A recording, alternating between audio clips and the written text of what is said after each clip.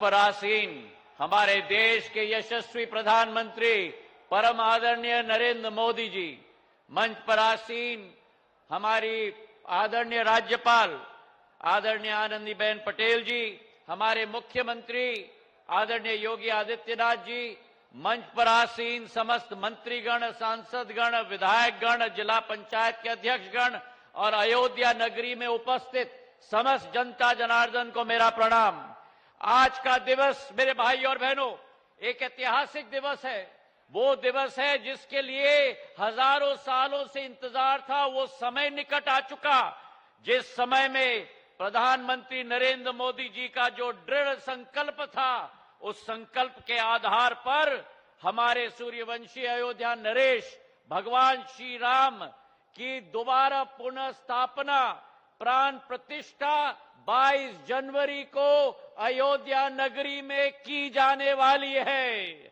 और उसी के तारतम्य में, उसी सोच और विचारधारा के साथ अगर अयोध्या को भारत के मानचित्र पर नहीं, विश्व के मानचित्र पर लाना है, जो प्रधानमंत्री जी का संकल्प है, तो आज प्रधानमंत्री जी उपस्थित हुए हैं केवल रेल की सुविधा के साथ नहीं, लेकिन एयरपोर्ट की सुविधा के साथ साथ, ताकि देश की एक एक जन जन इस अयोध्या नगरी के साथ जुड़ पाए। और यही एक सोच विचारधारा है भारत की अमृत काल की इस पीढ़ी पर, जहां भारत एक तरफ एक आर्थिक नक्षत्र की तरह उभर रहा है, तो दूसरी तरफ भारत प्रधानमंत्री जी का संकल्प है कि आध्यात्मिक नक्षत्र की तरह भी उभरे। चाहे देवघर का एयरपोर्ट हो, कुशीनगर का एयरपोर्ट हो, अयोध्या धाम का एयरपोर्ट हो, चाहे मेरे राज्य में महाकाल लोक का निर्माण हो, केदारनाथ बद्रीनाथ का निर्माण हो, काशी विश्वनाथ का निर्माण हो, भारत आज विश्व पटल पर एक आध्यात्मिक शक्ति के रूप में प्रधानमंत्री जी के आशीर्वाद के आधार पर उभर रही है। और आने वाले दिनों में 22 तारीख को भारत की आत्मा में स्थित द्वीप पुनः ज्वलित होगी और इसे ज्वलित करने का काम भारत के प्रधानमंत्री आदरणीय नरेंद्र मोदी जी, जो भारत की आत्मा की ज्वाला है, उनके करकमलों के साथ की जाएगी। हवाई अड्डे का निर्माण प्रधानमंत्री जी का निर्देश था। ऐसा भव्य हवाई अड्डा बनना चाहिए जिसका विश्व स्वरूप हो। और हमारी कोशिश रही है इस 500 करोड़ रुपए के हवाई अड्डे पर, जहां करीब करीब 10 लाख यात्री प्रति वर्ष के आवागमन होगा, उसी के साथ भारत की कला, भारत की संस्कृति का एक एक नक्षत्र भगवान श्री राम की जीवन शैली को लेते हुए कोने कोने में अंकित की जाए।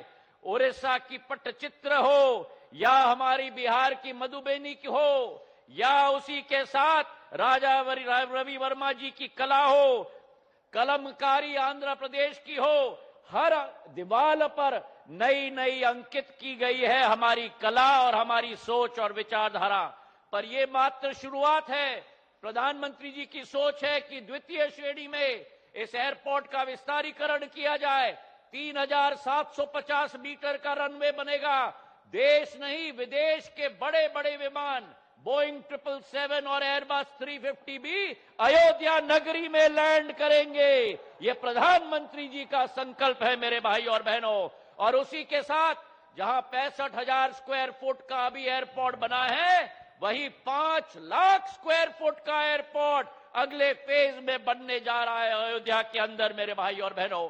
और आज के शुभ दिवस पर जहां प्रधानमंत्री जी के करकमलों से हमारे ट्रेनों की श्रृंखला की शुरुआत हुई है, वही इसी एयरपोर्ट पर इंडिगो और एयर इंडिया के 2-2 विमान देश की राजधानी, राजनीतिक राजधानी दिल्ली को देश की धार्मिक राजधानी अयोध्या के साथ जोड़ने जा रहे हैं मेरे भाई और बहनों।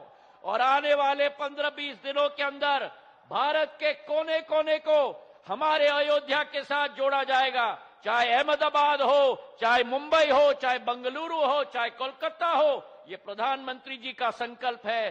तो आज अगर देश में सबसे बड़ी कोई शक्ति है, जो विपक्षी सरकारों ने अयोध्या को कभी मान सम्मान नहीं दिया, प्रधानमंत्री जी ने वो संकल्प लिया कि अयोध्या को विश्व पटल पर हम लोग निखारेंगे।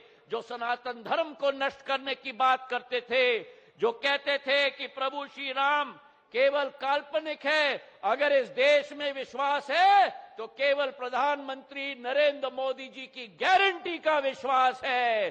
और वो गारंटी प्रधानमंत्री नरेंद्र मोदी जी, जो सेवा, सुशासन और गरीब कल्याण की सरकार, वो प्रधानमंत्री नरेंद्र मोदी जी की गारंटी, जिन्होंने 2020 में भगवान श्री राम का हमारे मंदिर का शिलान्यास करवाया, वही प्रधानमंत्री नरेंद्र मोदी जी की गारंटी, जिसके आधार पर प्राण प्रतिष्ठा हो रहा है, और वही प्रधानमंत्री नरेंद्र मोदी जी की गारंटी, जिसके आधार पर एक नवीन हवाई अड्डा और रेल स्टेशन की सुविधा मिल रही है। इन्हीं शब्दों के साथ प्रधानमंत्री जी का स्वागत और धन्यवाद तालियों की गड़गड़ाहट से हम सब लोग करें।